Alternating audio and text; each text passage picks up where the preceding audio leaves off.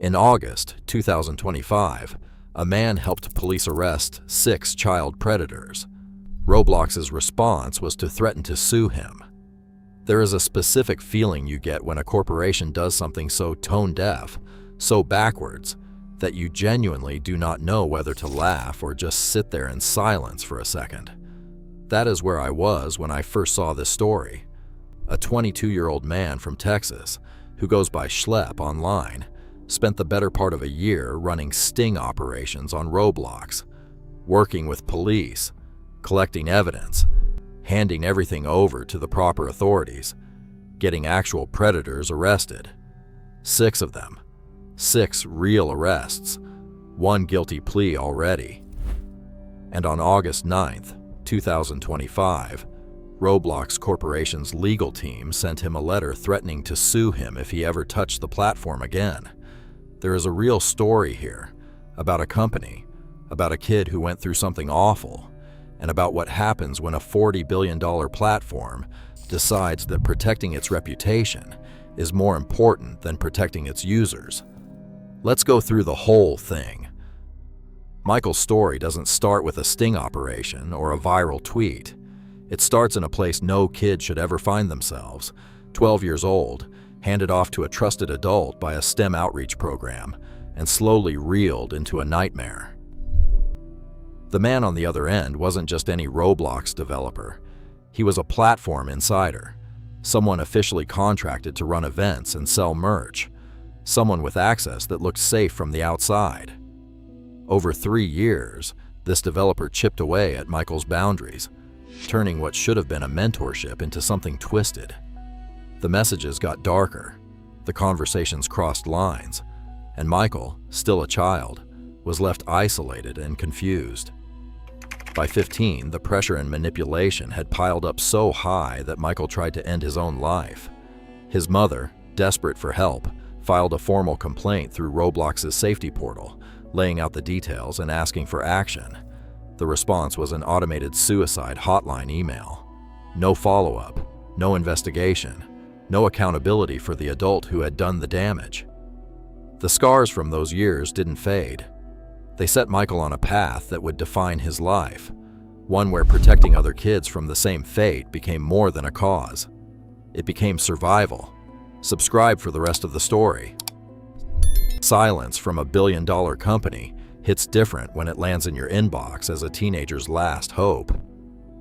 After Michael's suicide attempt, his mother poured every detail into Roblox's official support portal. Dates, screenshots, the developer's name, a desperate plea for action. The answer? Not a phone call, not a follow-up, just a form email with a suicide hotline and nothing else. No one asked for evidence. No one asked if Michael was safe. The man who had spent years grooming a child kept his account, kept his status, kept moving through the platform as if nothing happened. That single automated reply made one thing clear. If Michael wanted change, he would have to do it himself. His mother reached out to every corporate contact she could find, but the doors stayed shut. For Michael, the message was loud.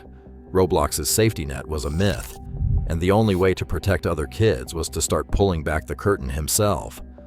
From that moment, every day online became a kind of promise. If Roblox would not step up, he would. And he would not let the next kid's story end with a hotline link. Subscribe to follow the fight for real accountability.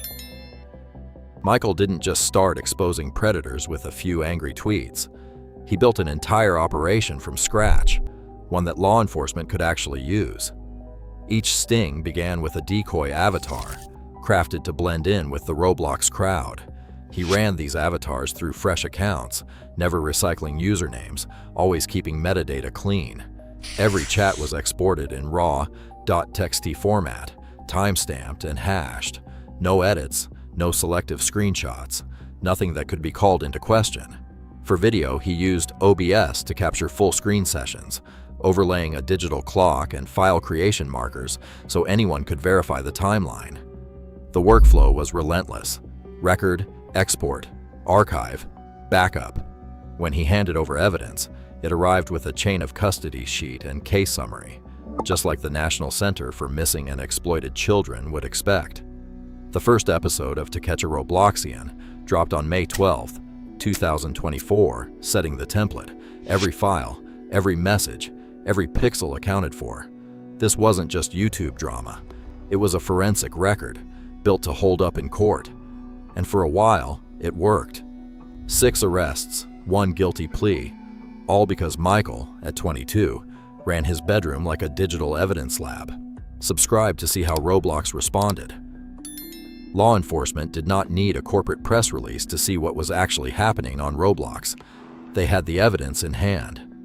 Between May and July 2025, 6 arrests landed in Arkansas alone, each one traced straight back to chat logs, full-screen video, and digital chain of custody files handed over by Michael.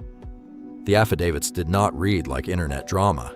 They spelled out charges, solicitation of a minor, production of explicit images, and violations under Arkansas Section 16 to 71, 202, and Federal Title 18 of the United States Code Section 2251. The Arkansas State Police and county sheriffs did not work alone.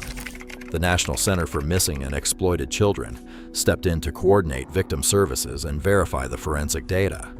Every file, screen recordings, exported chats, hashed metadata, arrived with a signed affidavit confirming the evidence passed straight from Michael to the task force, logged under Rule 901. No edits, no funny business, no question about what happened or when. 3 suspects pled guilty and are now serving sentences between 3 and 8 years, with restorative justice counseling tacked on by the court. 2 cases are still waiting for trial. One walked on a technicality after a judge tossed out the chat logs, but the message was clear. Predators went to jail, and Roblox kept quiet. Subscribe for the next chapter. On August 9th, 2025, Roblox fired its shot.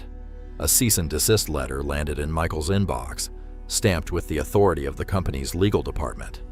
The message was blunt. Every account he had ever made was terminated, and if he continued investigating or posting, he would face legal action. The letter did not thank him for helping law enforcement. It accused him of violating the platform's so-called vigilante group's policy, claiming his decoy chats and sting videos amounted to simulated child endangerment and unauthorized sharing of personal data. Roblox's lawyers pointed to their terms of service, arguing that any activity resembling predator behavior, even in the name of catching real predators, was grounds for a permanent ban. No warning, no appeal, just a wall of legal language and an instant digital erasure. While predators he had exposed still had access to the platform, Michael was locked out for good. The company's move was surgical: silence the whistleblower, protect the brand, and dare anyone to question who really stands in the way of child safety. Subscribe to see how the backlash exploded. The internet did not take Roblox's move lying down. Within hours, U.S. Representative Ro Khanna fired up a petition demanding Roblox overhaul its child safety systems. The goal? 1 million signatures.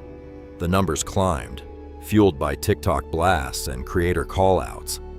Major names in the Roblox scene, Creekcraft and Think Noodles, dropped out of the Video Stars program, torching their ties in protest. Their statements hit hard. If Roblox punishes the people actually getting predators arrested, what message does that send to every parent, every kid, every developer who thought the platform was safe? Reddit threads exploded with boycott calls. Even Chris Hansen, the guy who made catching predators a household phrase, jumped in. His documentary, Dangerous Games Investigating Roblox, premiered in February 2026, dragging Roblox's private decisions into public daylight. The lawsuits didn't pause, the anger didn't cool. Roblox's silence just made the backlash louder. Subscribe to keep following the fallout. Right now, a survivor who helped police arrest 6 predators faces lawsuits while Roblox calls his actions the real danger. Hundreds of millions of kids log in every month. The real crisis is not a broken rule. It is a broken system. If you want more truth, hit subscribe.